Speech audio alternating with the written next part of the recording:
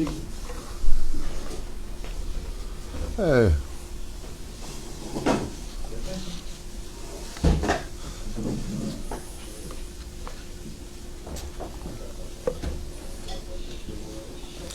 Yalla Bokaro, Beshem Hashem, Naaseh, Venasser Shineskel, Agdil, Torah, la Dira, Betachlit, Sherat Shamayim. On est ce matin, mercredi 7 avril, déjà le 25 du mois de Nissan. Ezrat Hashem, Idbarach, Shiur acheté par Johanna Morales. Hashem Varech, Ota Bechol, Acharla pour Refoua Shlema. Et définitive, Ezrat Hashem de son papa, Tzaddik, David Ben Simon, Ben Arlet, Refoua Shlema, Refoua Tenefesh, Refoua Tagouf. זכות התורה תגן בעדו בכל אשר לו ברכה והסך מסעדה בעזרת השם יקום מכל יום ויזכה לכל מילי דמייטה ורוחים בשגשמית עד לידי. Normalement il y aura deux jours de shiurim. Bezrat Hashem tout de suite après un sur Sfirat HaOmer et un sur la paracha de la semaine, une idée comprendra, Blineder, je dis bien Blineder. On rappelle en même temps la Skara, l'Elef Alfa Avdalim de Eliezer Georges Ben Aaron Ben Attar, on est bien d'accord. Bezrat Hashem. On pensera aussi la Refoua Shlema de Chol Chol Israël Bechol Atar Ve'Artar Bechlalam Moratim Yekdosha Batorah Sarata Lebat Efrat Miriam Yana Ben Esther René Machlouf Ben Sarah Ben Moussa Chaya Ruchama Esther Bat Rivka Oufren Julo Ben Yasmin Yadon Refoua Shlema Halma Mera Robin Amos Avraham Haim Ben Malka Bezrat Hashem Tor Sha'ar Ben Israël, bien entendu tous les malades d'Israël qu'on n'a pas cités, les man Kolam Israël, un bon zivoug. Je prie beaucoup pour le zivoug parce que c'est vrai que de ne pas trouver un conjoint ça rend malade certaines personnes. Il y a de quoi. Quand on est une jeune fille, qu'on s'est préservé toute sa vie, qu'on a un certain âge, on a des suspicions. Donc un bon zivouk pour toutes les bnot Israël, le kol béné Israël. Ubichlalam Shira bat Merav, Shani Rivka bat Merav. Oufren zivougagoun pour Levana bat Chana. Qu'on se Bezrat Hashem zivougagoun. Le kol bénot Israël, la liste serait très longue. On va penser aussi à Mor Sarah bat Aliza. Bezrat Hashem. Et les Lef Alfa Avdalim. On pensera aussi à Kol Mété Israël.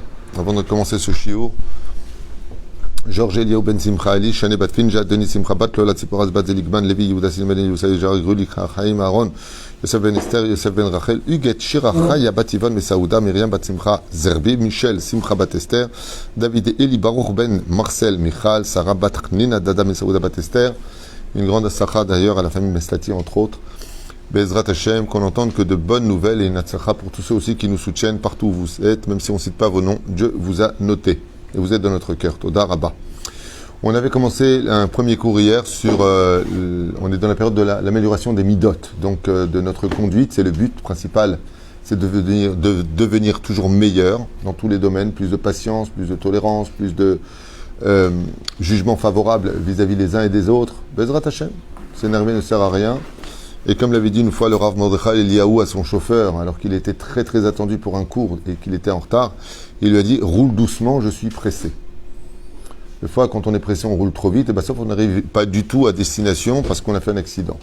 C'est toujours pareil, dans les décisions de la vie, des fois on est un petit peu comme ça, trop impulsif. Et on dit des mots et on prend des décisions qui, en fin de compte, ne sont rien d'autre que des chemins qui nous mènent à de graves accidents de la vie. De façon générale, pas un accident physique, mais un accident de je me suis trompé, j'aurais peut-être pas dû le dire, je ne savais pas. Alors pourquoi tu étais comme ça, je suis nerveux. Donc c'est de ça dont on va parler aujourd'hui, parce qu'il faut savoir que, en ayant refait moi-même mon permis plusieurs fois en Israël, c'est qu'il y a les points ici, et donc tu refais ton code, et tu refais ton code. Bon, au prochain, en 35 ans, j'ai refait 4 fois, ça va. C'est pas dramatique non plus.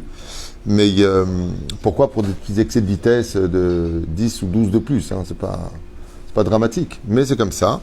Mais ce que j'ai appris par contre là-bas, comme quoi que de toute chose on apprend, c'est que 90% des accidents en Israël ont lieu à cause du manque de patience. Voilà. Quand on voit les caméras, comment les accidents ont lieu, eh bien on double par la droite et on se met sur le talus et mais qu'est-ce qu'il y a? Mankara lecha.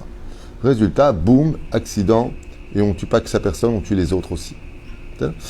Malheureusement. Alors ce domaine-là, il n'existe pas que sur la route, il peut exister aussi dans une discussion qui éclate à la maison, où ça y est, on va humilier les uns et les autres. De toute façon, toi, t'es gros, tu sers à rien, quoi, patati, patata, ou alors t'es moche, ou des mots très durs en famille, comme ça, entre nous, frères et sœurs.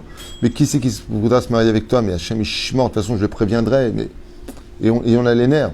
Puis le lendemain, c'est tu veux que je t'accompagne, d'accord? Tu sais ce que je vous dirais hier, je m'excuse, je le pensais pas vraiment, et si je veux, tu sais quoi, j'espère avoir moi le mérite de t'amener quelqu'un. Pourquoi tu l'as dit hier?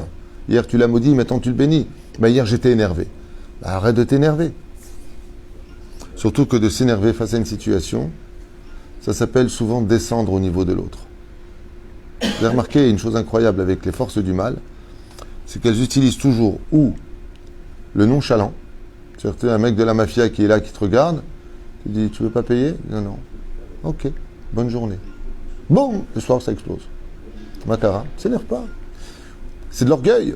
Il ne veut pas descendre au niveau de l'autre. Il faut savoir que de s'énerver avec une personne qui nous met sur les nerfs, c'est descendre à son niveau. Descendre à son niveau. Alors vous allez me dire, alors quoi? On va être tout le temps comme ça, la tête en bas? On n'a pas dit de rester la tête en bas. On peut tout à fait faire ce qu'on a à faire, à un tel point que la Gemara nous dit, dans la Masechet Avot, et mormead va serber. Il y a un très beau proverbe israélien qui dit, Kelev noveach enenu nocher. Les chiens qui aboient ne mordent pas, en général. C'est vrai que les pitbulls, ils aboient pas, ils mordent. Les caniches, par contre, qu'est-ce qu'ils aboient? Zéou, des pérouches à d'avant. Toda Rabba. On dirait que tu me déposes un chef-d'œuvre. De toute façon, tu me l'as déposé comme ça, c'était magnifique. J'ose même pas le toucher, le café. Top. Alors, hier, on a commencé numéro 1, on continue numéro 2. Mais juste avant de commencer, regarde en même temps sur ton Facebook s'il y a des questions qui se posent, qui sont sur le sujet et non pas hors sujet, pour qu'on puisse y répondre. C'est aussi le but d'être en direct. Chose très importante, c'est qu'il y a marqué l'ifner hiver lotiten mirchol. Alors il y a un inyan comme ça très important à retenir avant de commencer la suite, parce qu'on avait dit qu'on donnerait 10 théamim, 10 raisons pour lesquelles un homme ne doit pas s'énerver, c'est d'ailleurs le titre du sujet. C'est que quand tu sais que tu es face à une personne qui est sensible à l'énervement, qui est vraiment à fleur de peau tout le temps, en général, qu'est-ce qui mène une personne psychologiquement à être à fleur de peau? C'est le mal de vivre. Le mal de vivre. Vraiment. C'est pour ça que je pense que la méditation, le fait de faire de la hitbodedut, si vous préférez, en langage chassidique, c'est hitbodedut, dans le langage d'égoïsme, ça peut être méditation. C'est cette forme de yoga comme ça, de se confondre dans la nature, d'apprendre à respirer, d'apprendre à s'investir de l'énergie positive et de refouler l'énergie négative, vient essentiellement d'un mal de vivre. Quand on est énervé, en général, c'est que, je suis désolé pour le mot que je vais dire, je sais que c'est une caricature, donc c'est pas la peine de dire non, pas dans tous les cas, c'est pas vrai. C'est qu'on se prend pour Dieu. Je vais m'expliquer pourquoi. Je vais m'expliquer pourquoi, vous allez comprendre. C'est ce que je dis, c'est pas de moi, ne vous inquiétez pas. C'est Kol Divrei Elokim Chaim. Le Rambam, il dit ça, il n'y a pas que le Rambam qui dit ça, tous les livres de Moussar. Pourquoi est-ce qu'on prend pour Dieu quand on s'énerve? Qu'est-ce qui nous énerve? Ce qui ne s'est pas passé comme on le voulait, donc pour qui tu te prends? C'est une phrase qui veut tellement tout dire. Pourquoi tu t'énerves? Par exemple, tu dis à la personne, tu me mets la marchandise là, et je te mets de l'autre côté. Mais t'es un abruti, mais tu comprends rien. Je t'ai dit de le mettre là-bas, pourquoi tu le mets là? Mais combien de fois il faut que je répète? Alors lui, on lui répond, Dieu, ça fait 3300 et quelques années qu'il nous a donné la Torah, il nous a demandé d'être Shomer Shabbat, Shomer Nida, d'arrêter de regarder des choses qu'il ne faut pas voir, de ne pas dire des choses qu'il ne faut pas dire,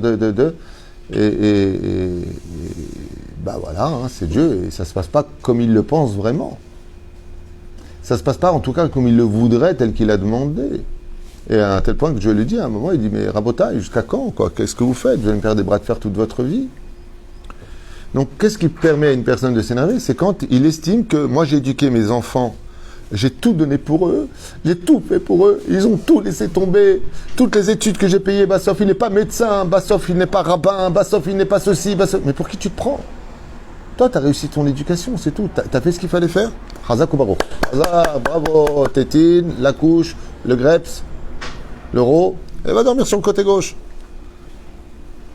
Pourquoi? Parce que ça t'énerve. Je t'ai dit de ne pas rentrer dans ma chambre. Je t'ai dit de ne pas faire ça. Je t'ai dit... Mon Dieu, Dieu lui-même, il nous dit des choses. Et est-ce qu'on le fait? Imagine tous les matins, t'as Dieu qui te parle comme ça. Je t'avais dit de te lever la prière. Je t'avais dit de mettre tes filines. Je t'avais dit... Pas s'en sortir. Hein. Et la reine, il faut savoir que de fait de s'énerver, ça comprend deux bassesses en nous. La première, pour qui on se prend pour s'énerver. C'est pour ça que c'est extrêmement grave de s'énerver. Tu peux tout à fait avoir du charisme, tu peux avoir du caractère, être caractériel et être quelqu'un d'agréable. Et tu peux être quelqu'un de franchement pathétique, à t'énerver tout le temps, ce qui fait de toi une personne infréquentable. Une fois, j'ai entendu même pour les vacances. Non, laisse tomber, pas là-bas, c'est faire des histoires. Je dis, des histoires. Pourquoi des histoires? Oh là là, laisse tomber. Bon, tu sais quoi, j'y vais pas. en fin de compte, le groupe se défait. Il n'y a pas d'ardoute quand il y a des nerfs. Il n'y a pas de discussion dans les couples quand il y a des nerfs. Si c'est pour parler et s'énerver, laisse tomber. Tu veux régler le problème. On a vu hier que de s'énerver faisait tout sauf régler les problèmes. Ça veut dire que, si vous avez compris au niveau psychologique, si je m'énerve, par exemple avec toi, imaginons qu'on discute et que je m'énerve sur toi.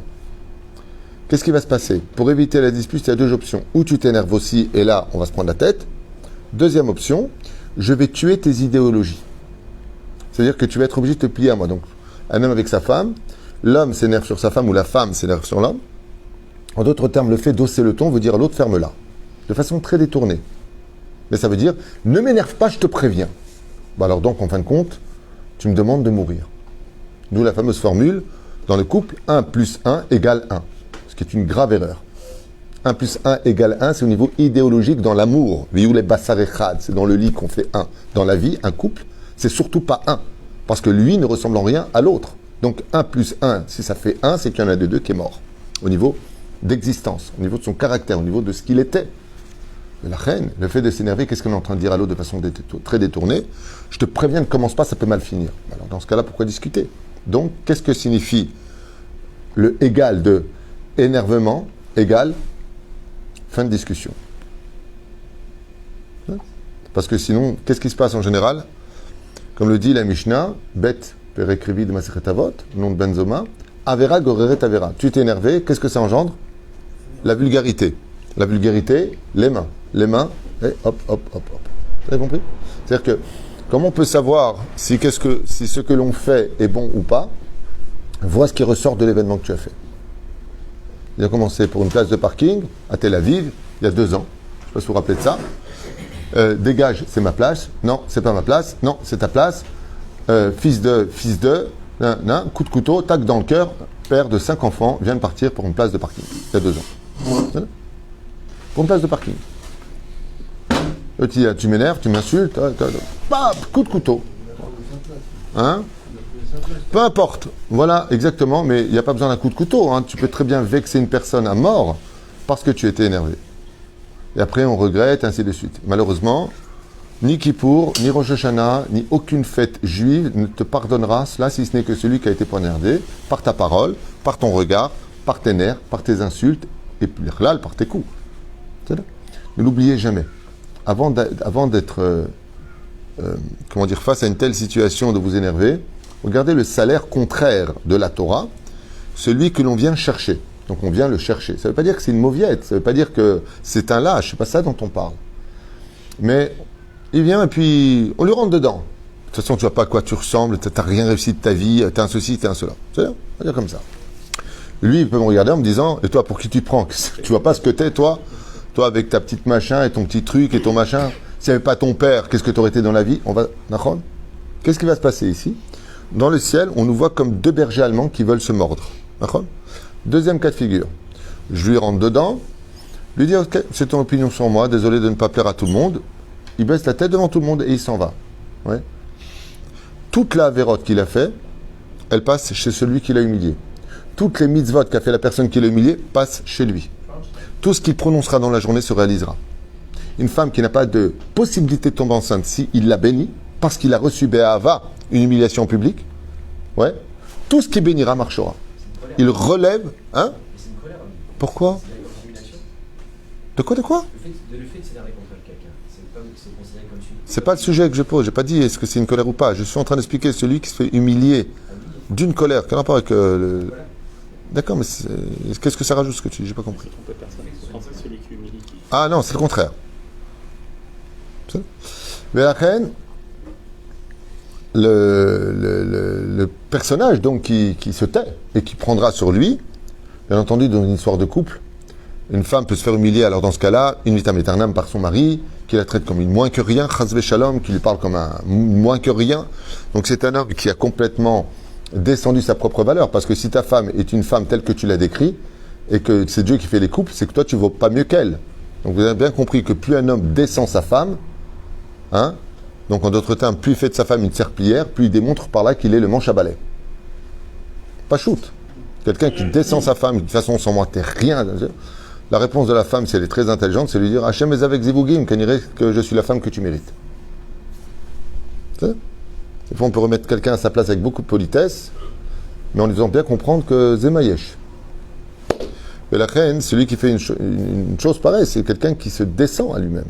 Et au lieu de s'avouer la vérité, au lieu de dire, Béhémet, qu'il a un problème, magnifique, quelqu'un qui vient à table et qui dit à sa femme, tu sais, chérie, je sais pas ce que j'ai en ce moment, je suis très nerveux. Sache que tu y es pour rien, des fois je m'énerve après toi, et c'est pas juste. Alors bien entendu, la femme pourrait lui répondre, bébé, je suis pas un médicament.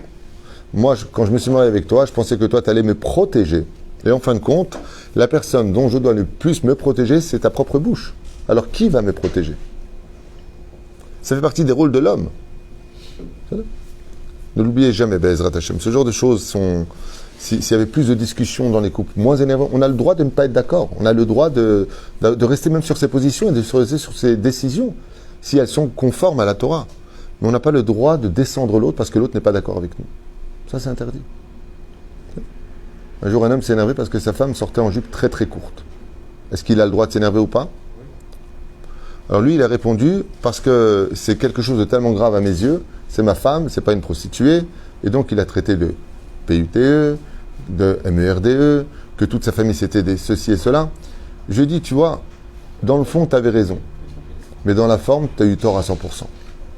Donc n'oubliez pas un détail, quand on vient pour discuter, quand on est énervé, la première règle, c'est la forme des mots. Donc tu peux dire à ta femme, regarde, je cautionne pas ce que tu es en train de faire, et sache que pour moi, le fait de te savoir comme ça, que les gens vont regarder tes cuisses ou autre chose, pour moi, c'est une grande douleur. Sache que moi, ça me fait mal. Moi, ça me fait mal. Si tu veux, tu choisis le rabbin, on va voir le rabbin que tu veux, et on parle avec lui. Lise et caché. C'est même pas une question de Torah, ça me fait du mal. Toi, ça te fait pas mal, que moi, ça me fait mal. Tu peux très bien expliquer les choses. Et après, si ça ne te convient pas, parce que Bémet ici, un sourd amour de la Torah, au lieu de t'énerver, au lieu de dire, tu sais quoi, tu ressors comme ça, on ne se marie plus, ou je ne sais pas à quoi tu sortes de choses, fais ce que tu as à faire, va voir un grand Torah. Dis, voilà, il se passe ça et ça avec ma femme, moi aussi. Moi aussi. Il y a une histoire comme ça il y a quelques jours, parce que la femme sortait avec des jupes trop moulantes et qu'elle a des formes très aguichantes. J'ai parlé avec la femme, on a convenu que Bezrat Hashem, elle parlera avec son mari, qu'elle va s'arranger pour que ce soit un peu moins moulant. On peut trouver des solutions intermédiaires. Ah ben, de là à s'insulter et traiter l'autre de prostituée, ma pitom. Vous vous rendez compte? La colère de Dieu contre cet homme? Tu traites une Bat Israël de prostituée? On oublie ça, qu'on traite une Bat Israël. N'oublie pas qu'il y a 3 associés pour faire un enfant. Il y a Dieu, il y a papa et il y a maman. Quand tu dis de ta fille, de ta femme, ou de qui tu veux, regarde cette prostituée comment elle sort, tu viens d'insulter la fille du roi des rois. Pour qui tu te prends? Ça te convient pas? Donne le guet à la limite avec le sourire. Ça te convient pas? Dis, écoute, mamie, tu sors comme ça, moi ça me convient pas.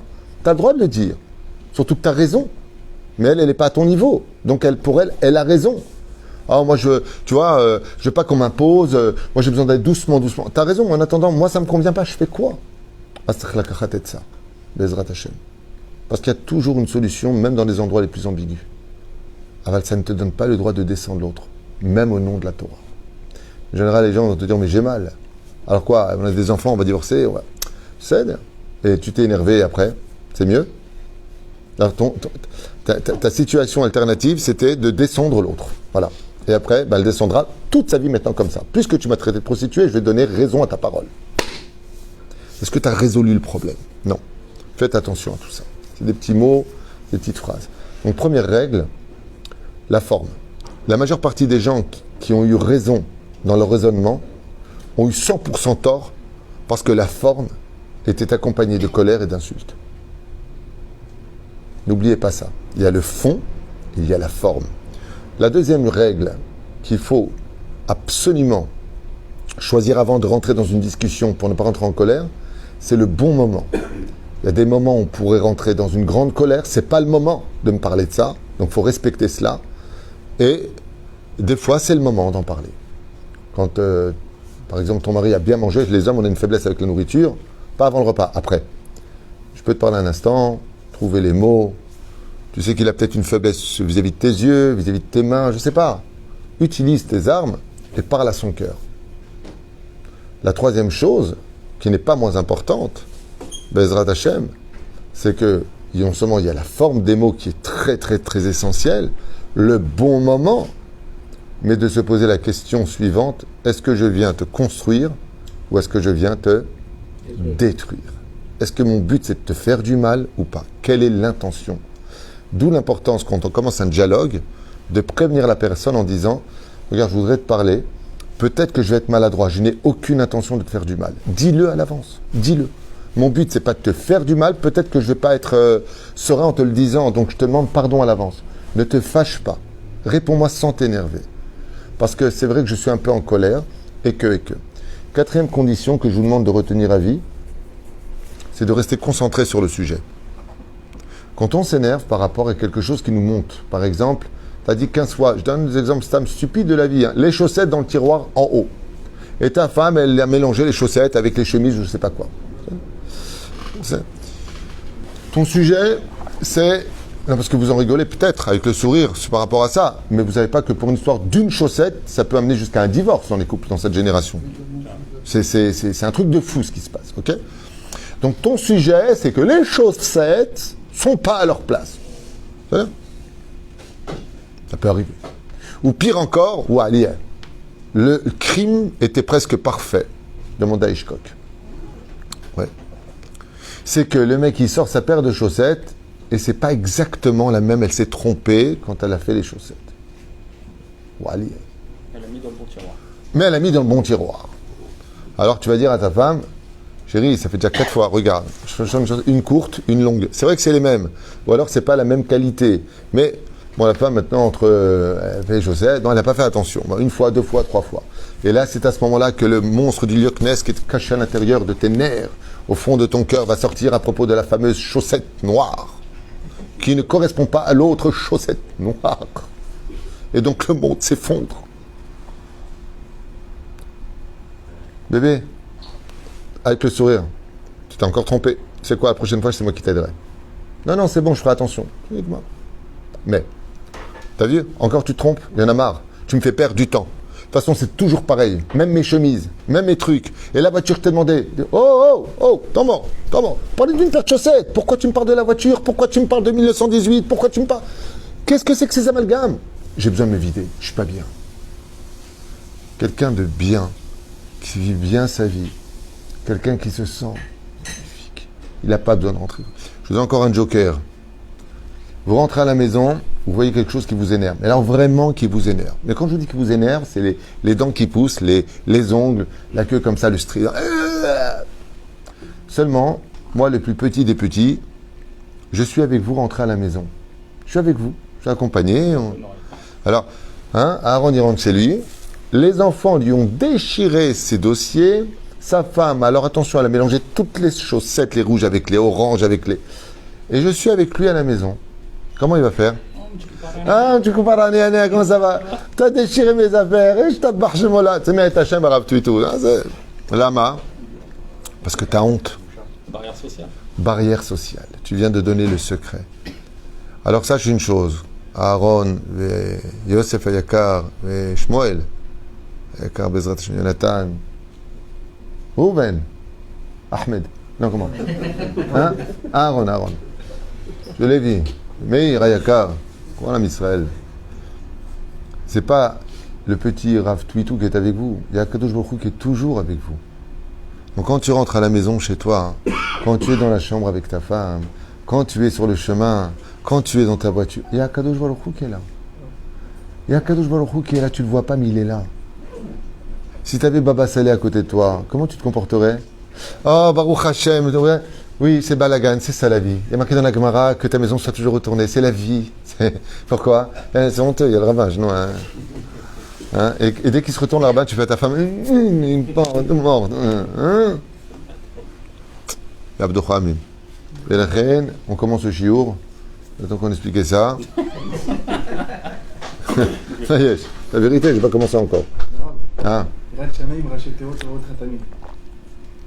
Yirat Shamim Reshitivot Rotecha Roé Otra Tamid, celui qui te regarde. J'ai fait Meod Baruch Hashem Ashreich, Tzadder, tu veux ma place? Et là. Question. Ce que vous venez d'expliquer, Je peux parler un tout petit peu plus fort? tous les conseils que vous venez de donner, Oui. sont des conseils qui sont bien quand on a un problème et qu'on veut se poser pour parler avec quelqu'un. En général, la colère ne prend pas comme ça. Ça commence avec les enfants pendant qu'on fait ça et puis Tom, ça démarre. Alors que là, vous expliquez comment... Très bien, j'ai compris, je réponds vite. J'ai déjà parlé de ça. Ah, Tout le problème des nerfs vient du manque d'oxygène au niveau des neurones, au niveau des hormones. Il faut apprendre à respirer.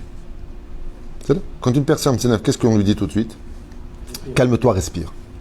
Il faut apprendre à respirer. Quand tu viens pour parler que tu as un gosse qui te marche sur le pied, qui te renverse le verre, ainsi de suite, à un moment tu fais stop, va là-bas, va jouer dans ta chambre, t'es énervé. Si tu avais juste respiré 3 fois de suite, non pas avec les poumons, mais avec le ventre, c'est donc des exercices respiratoires, tu verrais que tu auras beaucoup plus de facilité à te calmer. C'est là. Donc il faut apprendre vraiment à respirer et à se calmer. Et avec tout ce qu'on entend aujourd'hui, que tous les jours, encore un rave ce matin qui est décédé subitement, hier encore un très grand rave qui est subi arrêt cardiaque, et ainsi de suite. Moi je vous dis franchement, quand vous avez des enfants qui vous renversent des verres d'eau à la maison et ainsi de suite, faites-leur un gros bisou parce que grâce à Dieu ils sont vivants. Mais on ne se rend pas compte que la vie est un cadeau et que des fois, même si ça s'accompagne d'événements qui ne correspondent pas à ce qu'on aurait voulu, Toda Laël, que ses enfants sont vivants, Toda Rabba, que notre mari est vivant, que notre femme est vivante. C'est facile de dire crève et meurs et tu verras. Quand ça arrive, qu'est-ce qui se passe? Il n'y a plus que des larmes. Tov. On me rappelle l'histoire du mec qui revient griffé, l'œil au beurre noir, truc comme ça. Il dit, mais t'étais où? Il dit, je reviens du cimetière, j'étais à l'enterrement de ma belle-mère. Il dit, alors, qu'est-ce qui s'est passé? Ben, elle n'a pas voulu. Les jeunes, ils ne comprennent pas. Il est enterré vivant, quoi, Jean-Michel. Top. Bécha chez Adam Koes. Donc, on a vu hier, c'est la suite du cours d'hier que nous reprenons. Là, on s'est arrêté. Bécha chez Adam Koes. Au moment où une personne, malheureusement, laisse la colère, homme comme femme, monter. Memeno tselem elokim. Sar memeno tselem elokim shebo. La présence divine s'éloigne de lui. C'est-à-dire que l'apparence de Dieu s'éloigne. Donc si Dieu s'éloigne, qui rentre les forces du mal, comme on l'a vu hier. Ve'at nishmato porahat mistaleket memeno. Et il perd aussi le degré d'âme qui était en lui. Donc qu'est-ce qui reste? Nefesh abéimi. Il devient un animal. D'où cette transformation du visage, comme on l'a vu hier dans le shiur. Ve'alav nehemar toref nafsho be'apo. Et c'est ce que nous dit le verset dans Yov, quand il dit Toref nafsho be'apo. Il agresse de façon féroce son âme par sa colère. Ça veut dire que la première des choses qui sort de l'homme, c'est sa neshama. C'est pour ça qu'il était hors de lui. Uba'avur akaas me'abed adam arbe tova. Et à cause de sa colère, donc on a déjà expliqué ça en long et en large dans le premier cours, un homme perd tout à cause de la colère. Son mazal, tout le shefa Elohim, toute l'abondance qui lui était réservée dans le monde d'en haut s'annule. Les bons décrets de Rosh Hashanah, tout s'annule à cause de sa colère. Venigzeru alav minashamaim, donc tout ça, il perd de sa chokhma, son intelligence s'en va, la Torah qu'il a acquis le quitte, sa neshama le quitte, Dieu le quitte, en fin de compte, il est tout seul. Il y a de quoi avoir les nerfs. C'est là. Le shefa kenegdo, shenigzeru alav minashamaim, ve'av chokhmato mistaleket mehemeno, comme c'est marqué dans Reshit Chokhma, et donc toute la sagesse est remplacée par la sagesse. Point suivant. Keshem sha'asur la'abit al-elim bepsalim. Donc, il est strictement interdit avec nos yeux de regarder de l'Avodazara, des statues d'Avodazara. Si on les regarde, qu'est-ce qui se passe? Les clipotes, la vie est un aimant, vous vous rappelez le cours qu'on a fait sur les aimants, sautent sur toi. De la même façon qu'il est interdit de regarder des statues d'Avodazara, d'idolâtrie, car mamash asur la'abit bepene adam akoes. Ainsi, est interdit de regarder le visage d'une personne en colère, car étant donné que toutes les forces du mal le pénètrent, s'approprient son corps, eh bien, en le regardant, ça saute sur toi. Donc, qu'est-ce qu'on fait quand une personne s'énerve? On coupe court à la discussion et on ne regarde surtout pas à ce moment-là. Pourquoi? Cela rendrait nos yeux complètement tamés. Shemishmor. Nirmaz adavar ben mamar apasuk, ve'el kain ve'el minchato losha. Et pourquoi est-ce qu'on voit, d'où est-ce qu'on voit ça vraiment dans la Torah? On voit que Dieu lui-même n'a pas ni accepté le sacrifice de Caïn et Abel. Vous vous rappelez dans la Torah? Ils ont fait chacun un sacrifice. Caïn prend l'initiative d'apporter un sacrifice à Dieu. Abel le suit. Abel est accepté dans son sacrifice, mais Caïn, lui, n'est pas accepté. Pourquoi? Parce qu'il est venu l'apporter avec de la colère, de l'orgueil. Et étant donné qu'il était colérique, Dieu n'est pas descendu car Dieu lui-même ne regarde pas les visages des Réchaïm. Loïr et Panav. Comme il y a marqué, je détournerai ma face de lui. Pourquoi? Parce que, Chas Shalom, il y a de la colère. Moshe Katou, Vel Minchato Losha, Vaïchar Caïn Meod.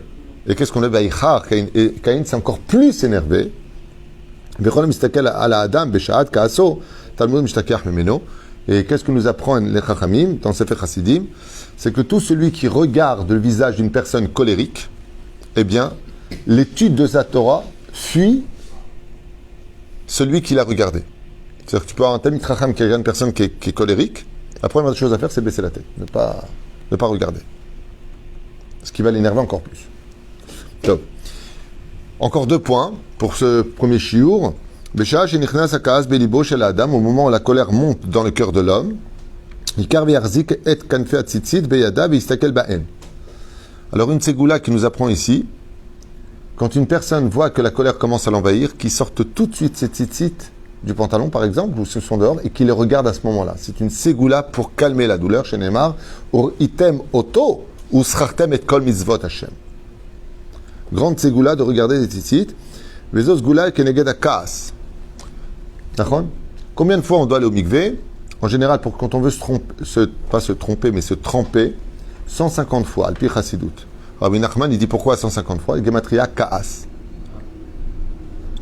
Le principe fondamental du mikvé pour les hommes, c'est d'atténuer la colère. Kiamila kanaf, si vous regardez bien, gematria kaas. Oui. Kanaf pétil techelet, le mot kanaf, les coins, c'est la même gematria que le mot colère, kaas. Les gars, Me'ach, Mechamishim, Mizmoré, Teilim, M. Ségoula. Et c'est pour cela que, on a vu que le mot Kaas faisait combien en Gematria? 150. Le roi David, qu'est-ce qu'il a fait? Il a écrit un livre de Ségoula qui s'appelle les Teilim, qui sont composés de 150 Teilim. Normalement, une personne qui s'énerve, pour réparer, elle doit lire tout le livre des Teilim. Jusqu'au dernier, non? Jusqu'au dernier. Juste le dernier. Non. Qui est Imsa, Mila Kaas, et Gematria, Me'ah, Vachamishim. Donc on a vu qu'il y a 150 teilim, 150 fois on se trempe dans le mikvé. Alors comment on fait pour se tremper? On se met dessous, on lève la main, on se confond le chassidim. Tout ça pour atténuer le kaas.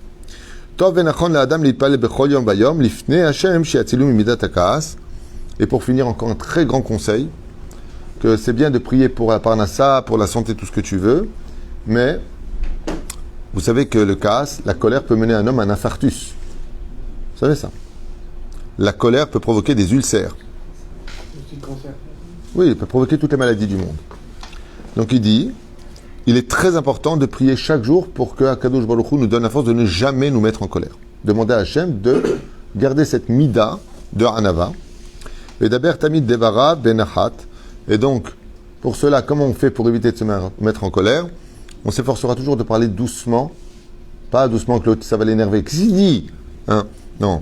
Parle fort, mais benahat, velo yerim et kolo, de ne pas élever le ton de sa voix qui est déjà le commencement de la colère, qui a kol anamour vashtika, vashikim et akaas, comme c'est marqué dans Deat Chochma, car le fait de parler doucement et Bezrat Hashem d'arriver à s'exprimer, à réfléchir à ses mots, à respirer entre chaque mot, permettra d'atténuer ce sentiment terrible qui vient du mauvais penchant du cœur, qui est la colère, et qui fait très facilement perdre non seulement toute la Torah de l'homme, mais surtout le monde futur, car la colère mène à l'insulte, dénigrer l'autre, descendre l'autre. Et il aura beau avoir une kippa, une barbe sous son menton toute sa vie, eh bien cet homme-là n'aura pas de monde futur, parce qu'il a oublié un détail, c'est que personne ne lui avait donné l'autorisation de détruire une autre personne, qui dans l'absolu ne valait peut-être pas forcément moins que lui. C'est ça?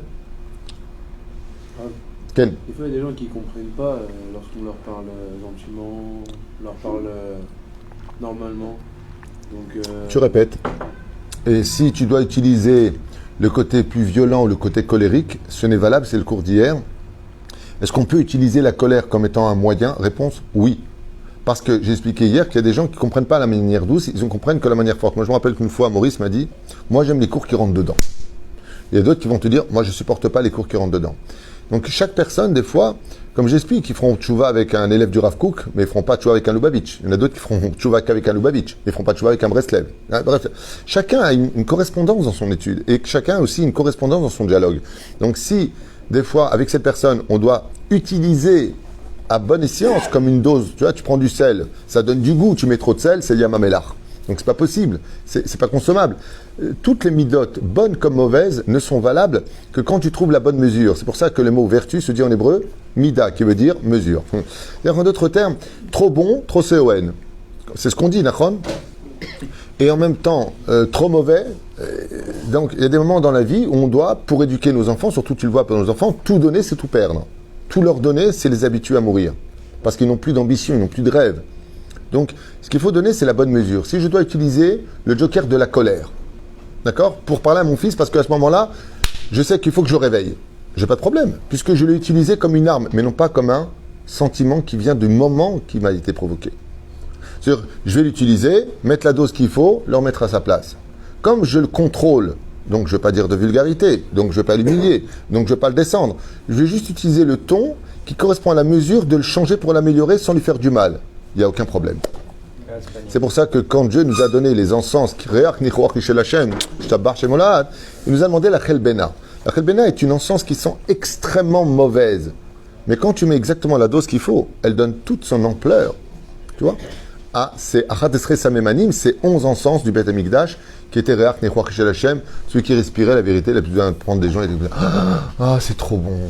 Alors, dans la Gemara, avec Bezrat Hashem, jusqu'à Jéricho, les femmes n'avaient pas besoin de mettre de parfum parce que les encens du Beth Amikdash parfumaient toute l'atmosphère jusqu'à Jéricho. Le Yehuman de penser des choses pareilles. Mais on voit que avec tout cela, eh bien, on peut tenir de la beauté et du solide. Prenons un exemple. Nous avons des doigts. Ils sont faits de chair, d'os, c'est tunisien, de graisse. Ok, il y a tout ça dedans. Et ici, il y a quoi? Des ongles. C'est quoi des ongles? C'est de la peau morte. Qu'est-ce que c'est la peau morte? Eh bien, non seulement ça enjolive les mains, surtout quand elles sont bien faites, mais en plus de ça, ça consolide les mains. Et c'est de la peau morte. Imagine que l'ongle, il ferait la moitié du doigt. Non seulement ce serait laid, mais ça n'aiderait en rien. Trop de bien, trop de mauvais, égale mauvais. Tout ce qui est extrême est mauvais. L'homme, il doit être équilibré dans sa façon d'être, dans sa façon de donner, dans sa façon d'exister. C'est ce qu'on appelle le travail des midot, le travail des bonnes mesures à accorder à chacun. Ken? Ceci étant, on n'est jamais trop bon. Que la colère, ça dépend finalement des situations. Est-ce qu'il n'y a pas un tempérament colérique? Mais vadaï. Il y a des gens qui naissent très colériques de nature. Il y en a d'autres, vadaï. Tout à fait d'accord. Et des gens, ils sont nés d'ambared. T'as vu ta mec qui trahit ta voiture? Oh là là, mince, c'est magnifique. Hein? Il est né comme ça, le mec. Je suis dans la vie, je suis d'ambared. C'est horrible. Mais en même temps, c'est beau. Et en fait, ils sont colériques. Parce que lui, il n'est pas venu réparer le casse. C'est-à-dire que dans son Gilgoul, dans sa réincarnation, il n'est pas venu réparer ça. C'est pas son truc à lui. Une fois, quelqu'un m'a dit j'ai peur dans ma vie. Je dis pourquoi? Mais j'ai eu que de la chance. Dans le travail, j'ai voulu me marier, j'ai trouvé tout de suite ma femme, j'ai voulu une voiture, j'ai tout eu. Il m'a dit ça me fait peur parce que tout ce que je demande, eh bien, je l'ai. Je lui ai répondu parce que là n'est pas ton tikkun. Dieu, il a besoin que vite tu trouves tous tes éléments parce que tu vas commencer ton tikkun. C'est pas là. Donc quelqu'un qui est né avec ce tempérament de ne pas être justement colérique, c'est parce que son tikkun n'est pas là. Mais par contre, tu lui demandes, dis-moi, au fait, tu es donateur, ah non, ça j'ai du mal avec.